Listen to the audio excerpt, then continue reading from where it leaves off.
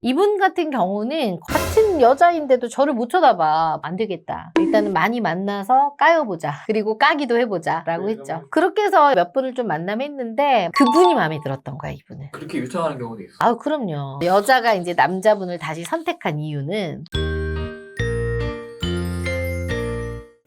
네? 제 친구 중에 대기업 다닐 친구가 있는데 그 친구가 모쏠이에요. 모쏠이면 남자예요, 여자예요? 여자인데 친구가 이제 공부를 하느라 연애 시기를 놓쳤어요. 여자면은 웬만하면 그래도 모쏠은 잘 없는데 말인데. 그 친구한테 도움이 될 수 있게 혹시 대기업 다니는 여자 모쏠도 결혼에 성공시킨 사례가 있을까요? 물론 아주 많진 않지만 있습니다. 그럼 오늘은 이 대기업에 다니는 여성분인데 모쏠인 여성분 중에 결혼한 사례에 대해서 한번 이야기해 보도록 하죠. 자, 여자분의 스펙에 대해서 한번 이야기해 보겠습니다. 여자분 나이는 30살입니다. 직업은 대기업 근무시고요. 연봉은 6천, 성과금 포함해서입니다. 학교는 인서울 4년제고요. 자산은 꽤 모아놨어. 현금 1억 정도 모아놨고요. 부모님 노후도 되어 있습니다. 외모는 158에 평범한 외모입니다. 조건 나쁘지 않아. 이분 같은 경우는 거의 28에서 29 달려갈 때쯤 저를 이제 처음에 찾아오셨고요. 그리고 상담을 진행하는데 같은 여자인데도 저를 못 쳐다봐. 부끄러워요, 막. 왜냐면 연애를 해본 적이 없고 사람을 많이 만나본 적이 없다 보니까 거의는 일만 하고 지낸 거예요. 같은 여자랑 대화하는데도 이렇게 수줍어해요. 수줍어해. 그리고 여중여고를 나왔기 때문에 이게 사람과의 관계를 잘하지 못하는 친구더라고요. 원체 부끄러움 자체가 그냥 많은 친구야. 그래서 내가 물어봤어. 연애 몇 번 했어요? 그랬더니 한 번도 안 해봤대. 그분이 저한테 뭐라 그랬냐? 손 잡는 것도 연애인가요? 이렇게 물어보더라고요. 연애인가요? 연애 아니지.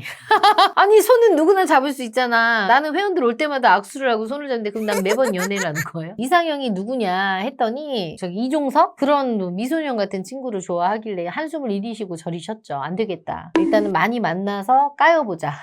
그리고 까기도 해보자 라고 했죠. 그래서 저는 이분은 무조건 그냥 외모, 직업, 나이 그냥 무조건 다 골고루 봐야 된다고 생각했어요. 그래서 그냥 미친 듯이 소개를 했습니다. 근데 이분 되게 습기 없고 부끄러움 많으신 분인데 어떻게 결정사까지 오시게 되신 거예요? 이 친구는 그래도 똑똑한 친구라서 알고 있는 거예요. 내가 30이 넘으면 이제 나는 진짜 기회가 없을 거고 이렇게 해라도 하지 않으면 난 못 만날 거다 라는 거를 체감하고 느끼고 있었기 때문에 이거를 내가 깨지 않으면 나는 영영 결혼은 못 할 거다. 그래서 용기를 내서 온 거죠. 그래서 제가 소개한 첫 번째 남성분의 스펙입니다. 남자분은 나이는 34살, 직업은 7급 공무원이셨습니다. 이 남자분의 연봉은 4천, 학력은 인서울 4년제, 자산은 현금 6천에 자차를 보유하고 있었고요. 부모님 노후는 그냥 세모, 조금 용돈 드려야 할 정도? 그리고 외모가 좋았어. 키 80에 평균 이상의 헬스를 해서 몸도 좋았던 남자였습니다. 일단은 남자 스펙은요, 직업이 일단 안정적인 7급 공무원이었고 학력이 좋았어요. 거기다가 부모님 노후가 좀 애매하게 되어 있었지만 외모나 이런 부분들이 커버가 됐기 때문에 여자분이 좋아할 만했어요. 노후 하나 빼고는 너무 다 좋은 거. 너무나 좋았지. 그럼 바로 이분이랑 결혼하면 될 것 같아요. 그죠? 달려가야지 당장. 근데 여자분이 이제 연애 경험이 없다 보니까 어떤 게 좀 망설여졌냐. 전체적으로 다 좋았는데 이제 부모님 노후가 이제 조금 살짝 안 됐다라고 하니까 이제 그거 좀 불안했고요. 그 다음에 이제 연봉이 나보다 좀 적다. 이거에 이제 좀 망설이시더라고요. 딱 물정은 진짜 모르네요. 세상 물정을 진짜 모르지. 그래서 내가 그런 거 따지지 말고 일단 만나봐라. 만나보는 게 중요하다. 이 사람도 만나보고 저 사람도 만나보고 또 이분 말고도 또 연봉도 더 높고 이런 분도 한번 해줘 보겠다라고 해서 만나봤는데 그냥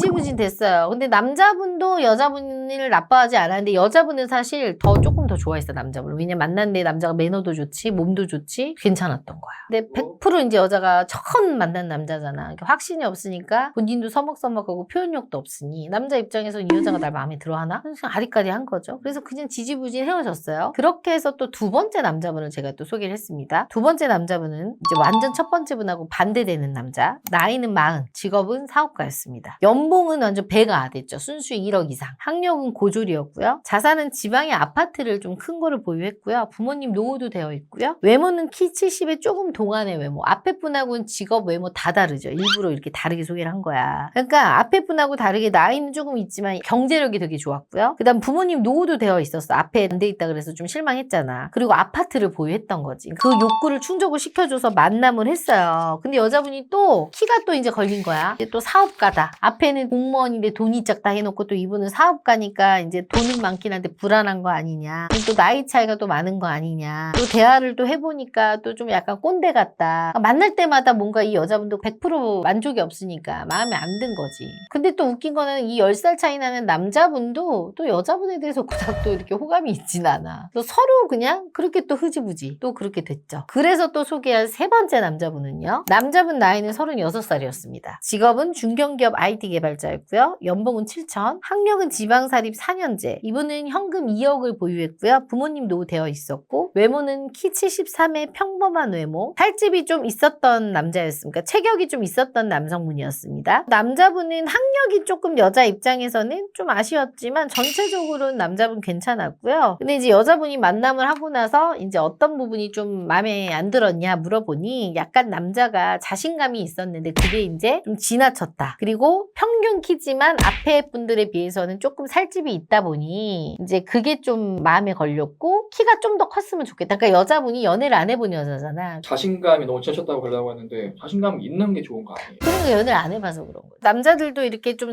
자신감을 좀 은근히 보여줘야 되는데 남자분이 좀 자신이 있다 보니까 좀 대놓고 이제 좀 얘기를 했나 봐. 그러니까 이제 여자 입장에서는 그게 이제 또 딱 보고 싶진 않았나 봐. 그러니까 그 부분에 대해서 얘기를 하더라고요. 반대로 여자도 스펙이 좋은데 그거를 막 남자 앞에서 자랑하듯이 하면 남자들도 좀 보기 싫을 거 아니야. 약간 그런 느낌은 꼴보기 싫은 느낌 그런 거 아닐까? 그렇게 해서 여자분이 뒤로도 뭐 몇 분을 좀 만남했는데 언니 저 그 첫 번째 남자분 혹시 아직도 다른 분 누구 만나고 있냐 물어보더라고요. 그분이 마음에 들었던 거야 이분을. 그렇게 유창하는 경우도 있어. 아우 그럼요. 그분도 다른 분을 만남을 했는데 잘 된 상태가 아니라 제가 다시 한번 여쭤봤죠. 그때 그분이 어떠냐 그랬더니 그 여자분이 저 싫어하지 않았냐. 그랬더니 그거 아니다. 그래서 제가 이제 얘기를 해줬죠. 그랬더니 저도 뭐 아주 나쁘진 않았다라고 해서 다시 한번 제가 만나게 했거든요. 두 분 다. 그랬는데 그날 두 번째 만났을 때 좀 둘 다 괜찮았나 봐요. 그렇게 해서 이제 두 분이 교제를 하게 됐는데 여자가 이제 남자분을 다시 선택한 이유는 비록 연봉이 처음엔 걸렸었지만 안정적인 직장 다른 분들을 만나봤잖아요. 그러니까 자기는 그런 공무원 성향이 맞았던 거고요. 그 다음에 이제 큰 키와 외모 나이가 그래도 아주 많진 않기 때문에 외모적인 걸 포기가 안 되는 거야. 그래서 이제 키도 크고 외모가 좋기 때문에 이제 그 부분이 가장 끌렸고요. 그 다음에 이제 다른 분들은 돈은 많지만 학력이나 이런 부분이 이제 자기가 원하는 게 아니었잖아. 근데 자기는 돈보다는 학력이나 이게 중요했던 거죠. 지적인 남자를 좋아했던 거지. 그렇다 보니까 나는 돈보다는 학력이 더 우선시 되겠다 라고 해서 이제 이런 부분들이 마음에 든 거죠. 실제로 이렇게 여러 명을 소개해주는데 다시 돌아온 경우가 많아요. 아주 많지는 않지만 이런 경우가 있어요. 돌고 돌아서 다시 오는 경우. 주관이 명관이요. 왜냐면 다 만난다고 다 잘 되는 건 아니니까. 2년은 또 어떻게 될지 모르니까요. 근데 유턴을 했는데 이 남자분이 이제 2년이 아니어서 다른 여자는 잘 됐을 수도 있잖아. 그래서 타이밍이라는 게 중요한 거야. 그래서 물건도 좋은 물건이 있을 때 내가 사는 게 중요하듯이 좋은 사람이 있을 때 내가 알아볼 수 있는 안목이 있는 것도 제일 중요합니다. 근데 여자분이 좀 거르고 걸은 게 좀 그러지만 이제 제가 이해했던 부분은 이 여자는 처음이잖아. 그래서 이분도 처음에 뭘 몰랐는데 만나다 보니까 내가 원하는 거에 대해서 이제 알게 된 거죠. 뭘 포기하고 뭘 포기를 못하는 건지. 그래서 이렇게 만남하는 거는 책으로 배우는 게 아니라 만남 해보시면서 본인이 직접 느껴야 알 수 있는 거예요. 그래서 스펙이 별로인 분들이 막 이렇게 걸르고 이러면 이제 좀 머리가 아플 수 있지만 그래도 본인이 조금은 갖춰놓은 상태에서 이제 좀 이렇게 되면은 그래도 좀 가망성이 있는 거죠. 자, PD님도 집들을 좀 구해보잖아. 근데 신기한 게 어떨 때 보면은 꼭 첫 번째 봤던 집을 다시 계약할 때가 있지 않아? 지금 그런 것 같아요.